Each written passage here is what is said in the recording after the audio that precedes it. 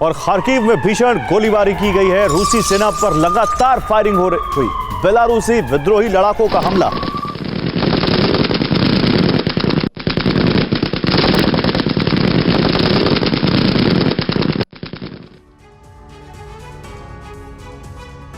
तो दुनिया में खुले बारूदी मुहाने के एक तरफ प्रत्यक्ष या अप्रत्यक्ष रूप से अमेरिका मौजूद है, और ऐसा इसलिए अमेरिका की रणनीति रही है कि प्रत्यक्ष रूप से सेना उतारने की बजाय किसी को मदद देकर युद्ध में शामिल हुआ जाए। लेकिन पहली बार एक ऐसे वॉर जोन को खोलने का ऐलान निर्वाचित राष्ट्रपति ट्रंप ने किया है जो चीन के फ्रंट पर खुलता है। यानी बारूदी तबाही में जो चीन प्रत्यक्ष रूप से सामने नहीं है, उसे भी जंग में खींचा जा रहा है। आखिर कैसे और चीन आया तो क्या होगी जंग की स्थिति, देखिए इस रिपोर्ट में।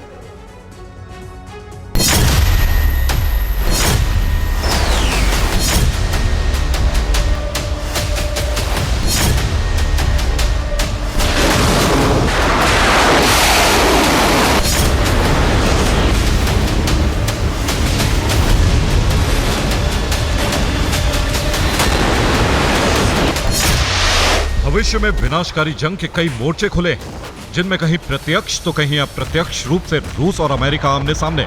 लेकिन इस टकराव में एक किरदार और है, जिसके खिलाफ अमेरिकी फोर्स का मोर्चा खुलना बाकी है। ये किरदार है चीन।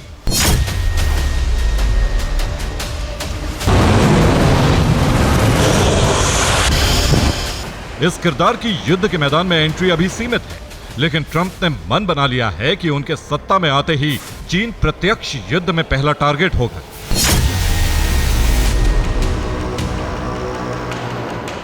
हालांकि वॉर जोन तय नहीं है, लेकिन इस युद्ध की पृष्ठभूमि में होगा कैरेबियन सागर से लगा वो हिस्सा जहां चीन का दखल।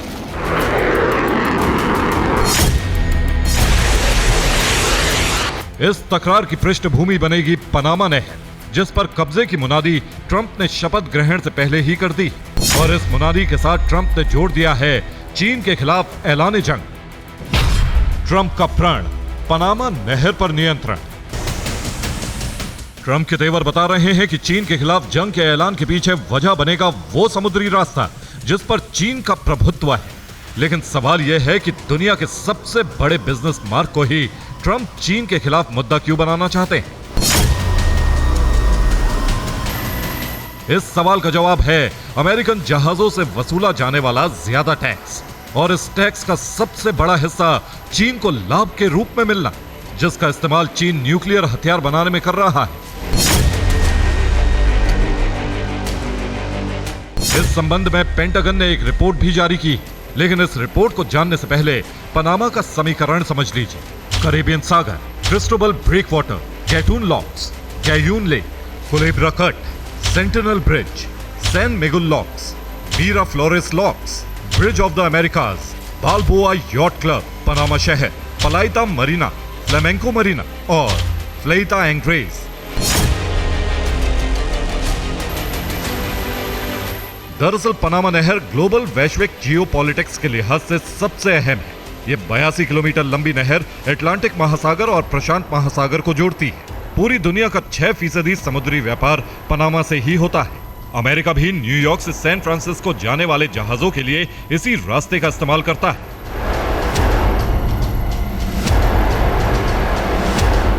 जिससे 22,000 किलोमीटर की दूरी 8,370 किलोमीटर हो जाती है। यानी अमेरिका का 14% व्यापार इसी मार्ग से होता है। इसके अलावा साउथ अमेरिकी देश भी इसी नहर से आयात निर्यात करते हैं, जिससे पनामा सरकार को हर साल अरबों डॉलर की कमाई होती है।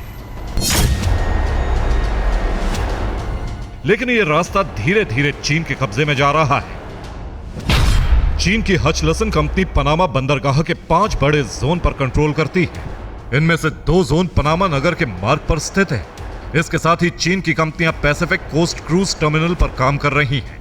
वहीं चीन की एक कंपनी पनामा के अटलांटिक महासागर की तरफ सबसे बड़े बंदरगाह पर भी नियंत्रण करती है। तो चीन की ही एक कंपनी पनामा नगर पर पुल निर्माण भी कर रही है, जबकि चीन की अलग अलग कंपनियां पनामा में बुनियादी ढांचे का विकास भी कर रही हैं।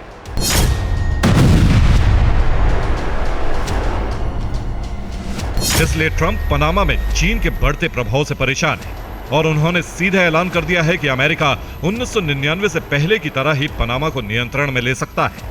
हालांकि यह धमकी पनामा सरकार के लिए है, लेकिन इसका केंद्र चीन है।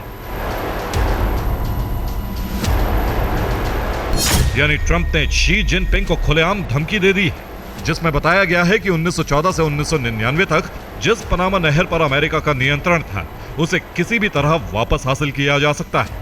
और ऐलान ट्रंप ने तब किया है जब चीन को लेकर पेंटागन की रिपोर्ट सामने आई। इस रिपोर्ट में दावा किया गया है कि इस समय चीन के पास 600 से ज्यादा परमाणु हथियार है और चीन 2030 तक 1000 परमाणु हथियार बनाने का लक्ष्य पूरा कर रहा है। यानी टीम ट्रंप के थिंक टैंक्स ने चीन के बढ़ते परमाणु खतरे के पीछे अमेरिकी धन का ही अनुमान लगाया, जिसे ट्रंप खत्म करना चाहते हैं। इसलिए पनामा पर कब्जा करके चीन को बाहर निकालने की तैयारी शुरू हो चुकी है।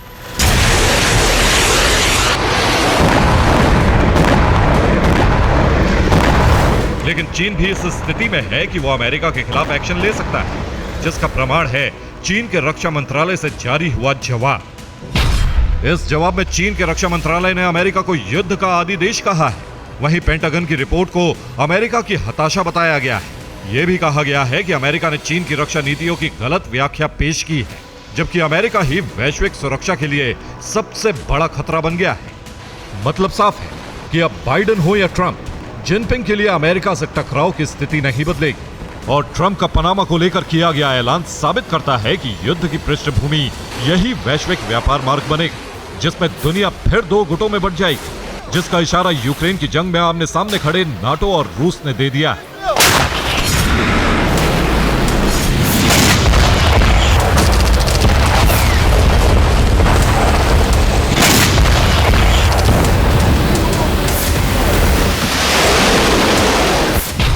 जर्मनी के रक्षा मंत्रालय ने रक्षा बजट में बढ़ोतरी की मांग की है। इस बजट की बढ़ोतरी के पीछे रूस के बारूदी इरादों को कारण बताया गया है।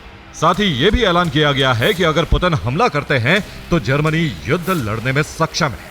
हालांकि बजट बढ़ोतरी के पीछे एक कारण ट्रंप की नाटो में बने रहने की शर्त भी है, लेकिन यह भविष्य पर निर्भर मांग हो सकती थी। पर अब ऐसा नहीं है, क्योंकि पुतिन ने विश्व युद्ध का ऐलान कर दिया। आपने बिल्कुल सही सुना, विश्व युद्ध। और पुतिन के लिए यह विनाशक जंग पहले ही शुरू हो चुकी है। यानी अब समझौता नहीं हुआ तो फिर रूस नाटो के खिलाफ बड़े स्तर पर युद्ध छेड़ेगा और इस युद्ध में दुनिया दो भागों में बटेगी, जिसमें एक खेमे की अगुवाई रूस करेगा और दूसरे की अमेरिका। और पक्षों में जो बंटवारा होगा उसमें अमेरिका के साथ नाटो देश होंगे, तो वहीं रूस के साथ चीन, ईरान और उत्तर कोरिया खड़े दिखेंगे। और मुमकिन है कि ट्रंप के शासन में आने के बाद इस युद्ध का केंद्र होगा कैरेबियन सागर से लगा वो हिस्सा जिसे पनामा कहा जाता है, जहां कब्जे के लिए प्रत्यक्ष जंग होगी, जिसका जवाब चीन देगा। और फिर इस जंग के विस्तार में हर बारूदी जोन दो भागों में बटा नजर आएगा। Bureau report, TV9 Bharatvarsh.